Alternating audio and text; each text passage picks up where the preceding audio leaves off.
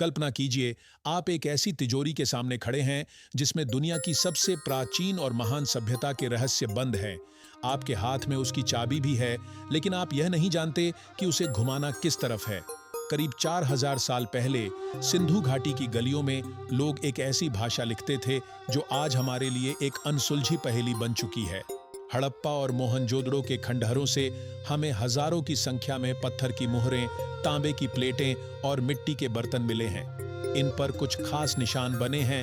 कहीं कोई मछली जैसा दिखता है, कहीं कोई शिकारी, तो कहीं ज्यामितीय रेखाएं। वैज्ञानिकों ने पिछले 100 सालों में इन संकेतों को पढ़ने की हजारों कोशिशें की हैं। कई दावे किए गए, कई सिद्धांत आए, लेकिन आज भी हम यह नहीं जानते कि वे लोग क्या कहना चाहते थे। क्या यह दुनिया की सबसे पहली वर्णमाला थी, या फिर ये केवल व्यापारियों के गुप्त कोड थे? क्या सिंधु घाटी के लोग वही भाषा बोलते थे जिसे आज हम जानते हैं, या वह भाषा समय की धूल में कहीं हमेशा के लिए खो गई है? आज के इस एपिसोड में हम द साइलेंट सिंबल्स यानी सिंधु लिपि के उस रहस्यमयी संसार में उतरेंगे जिसने दुनिया के सबसे बड़े भाषाविदों को भी चक्कर में डाल रखा है। इस रहस्य की शुरुआत हुई 1921 और 1922 में, जब दयाराम साहनी और राखालदास बनर्जी जैसे पुरातत्वविदों ने हड़प्पा और मोहनजोदड़ो की खुदाई शुरू की। वहां उन्हें जो मिला उसने भारत के इतिहास को रातों रात 2000 साल पीछे धकेल दिया।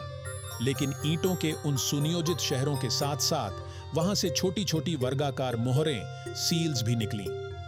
इन मोहरों पर सबसे ज्यादा दिखने वाली आकृति थी एक रहस्यमयी, एक सींग वाला जानवर जिसे अक्सर यूनिकॉर्न कहा जाता है।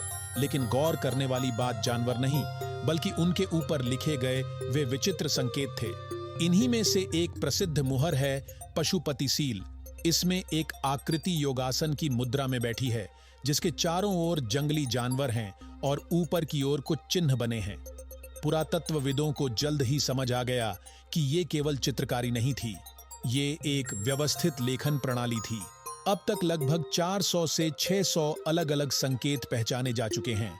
ये मुहरें केवल भारत में ही नहीं, बल्कि प्राचीन मेसोपोटामिया, आधुनिक इराक में भी मिली हैं। इसका मतलब था कि सिंधु घाटी के व्यापारी इन मुहरों का इस्तेमाल अपने सामान की पहचान और सुरक्षा के लिए करते थे। यह उस दौर का ट्रेडमार्क था। लेकिन समस्या यह थी कि इन संकेतों को पढ़ा कैसे जाए। प्राचीन मिस्र की लिपि को रोसेट्टा स्टोन की मदद से सुलझा लिया गया था, क्योंकि उसमें एक ही बात 3 अलग अलग भाषाओं में लिखी थी। लेकिन सिंधु घाटी के पास अपना कोई रोसेट्टा स्टोन नहीं है। यहाँ की मिट्टी केवल संकेत देती है, जवाब नहीं। सिंधु लिपि को समझना इतना कठिन क्यों है? इसके पीछे कुछ ठोस वैज्ञानिक कारण हैं। सबसे बड़ी चुनौती है लेखन की लंबाई। सिंधु घाटी से मिले ज्यादातर शिलालेख बहुत छोटे हैं। औसतन एक शिलालेख में केवल 5 संकेत होते हैं। दुनिया का सबसे लंबा सिंधु शिलालेख भी केवल 26 संकेतों का है। इतनी छोटी जानकारी से किसी भाषा के व्याकरण और नियमों को समझना लगभग नामुमकिन है। वैज्ञानिकों के बीच एक बड़ी बहस यह है कि क्या यह लिपि लोगोग्राफिक है या अल्फाबेटिक।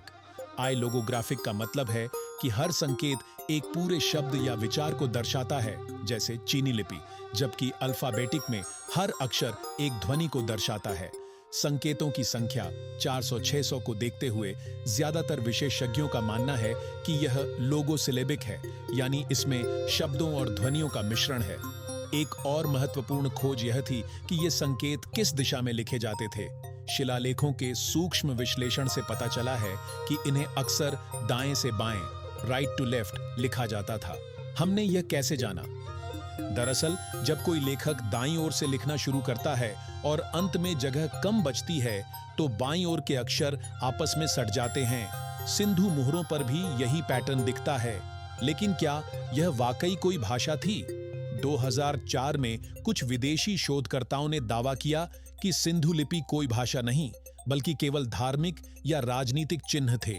लेकिन भारतीय वैज्ञानिकों और कंप्यूटर विशेषज्ञों ने कंडीशनल एंट्रोपी नामक गणितीय तकनीक का उपयोग करके साबित किया कि इन संकेतों का क्रम बिल्कुल वैसा ही है जैसा कि इंसानी भाषाओं में होता है। यानी यह रैंडम निशान नहीं थे, इनमें कोई गहरी बात छिपी थी। अब सवाल आता है, वह भाषा कौन सी थी? यहाँ इतिहास 2 बड़े गुटों में बंट जाता है। पहला और सबसे प्रभावशाली सिद्धांत है द्रविडियन परिकल्पना। प्रसिद्ध शोधकर्ता इरावथम महादेवन और रशियन विद्वान यूरी क्नोरोजोव का मानना था कि सिंधु घाटी के लोग एक ऐसी भाषा बोलते थे जो आधुनिक तमिल, तेलुगु और कन्नड़ की पूर्वज थी। उन्होंने तर्क दिया कि कई सिंधु संकेत दक्षिण भारतीय भाषाओं के शब्दों से मेल खाते हैं। उदाहरण के लिए मछली के लिए सिंधु संकेत और द्रविड़ भाषाओं में मीन शब्द जो तारे के लिए भी इस्तेमाल होता है, ये समानता काफी चौंकाने वाली है। दूसरी तरफ इंडो आर्यन सिद्धांत है। कुछ विद्वानों का मानना है कि यह लिपि संस्कृत का ही एक प्राचीन रूप है। वे इसे वैदिक सभ्यता से जोड़ने की कोशिश करते हैं। हालांकि इस सिद्धांत के साथ एक बड़ी समस्या यह है कि सिंधु घाटी में घोड़े और रथों के पुरातात्विक प्रमाण बहुत कम हैं, जो वैदिक संस्कृति का मुख्य हिस्सा थे। आज के दौर में कंप्यूटर साइंस और आर्टिफिशियल इंटेलिजेंस (AI) इस गुत्थी को सुलझाने में जुटे हैं। शोधकर्ता राजेश राव जैसे विशेषज्ञों ने सांख्यिकीय विश्लेषण स्टैटिस्टिकल एनालिसिस का उपयोग करके यह पाया है कि सिंधु लिपि का ढांचा द्रविड़ भाषाओं के काफी करीब है, लेकिन यह अभी भी पूरी तरह से साबित नहीं हुआ है। क्या होगा अगर यह भाषा ऐसी है जो आज के किसी भी भाषाई परिवार का हिस्सा नहीं है? क्या होगा अगर यह एक लैंग्वेज आइसोलेट है जो अपने बोलने वालों के साथ ही खत्म हो गई? सिंधु लिपि का मौन रहना हमारे इतिहास का सबसे बड़ा खालीपन है। जब तक हम इन संकेतों को पढ़ नहीं लेते, तब तक हम यह कभी नहीं जान पाएंगे कि वे अपने राजाओं को क्या कहते थे, उनके कानून क्या थे, या वे अपनी प्रार्थनाओं में क्या मांगते थे। यह लिपि उस शानदार शहरी नियोजन और व्यापारिक कुशलता की आत्मा है जो आज भी हमें हैरान करती है।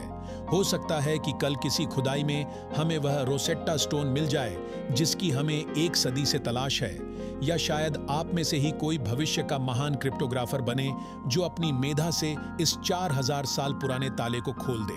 तब तक ये खामोश संकेत हमें याद दिलाते रहेंगे कि भारत का अतीत कितना गहरा और रहस्यमयी है। जाने से पहले देखते हैं इस हफ्ते का सिंबल ऑफ द वीक। गौर से देखिए इस मछली जैसे दिखने वाले निशान को। यह सिंधु लिपि के सबसे आम संकेतों में से एक है। कुछ लोग इसे मछुआरा मानते हैं तो कुछ इसे सितारा या देवता। आपको क्या लगता है? क्या यह भोजन का संकेत है या ब्रह्मांड का? अपने विचार कमेंट्स में जरूर साझा करें।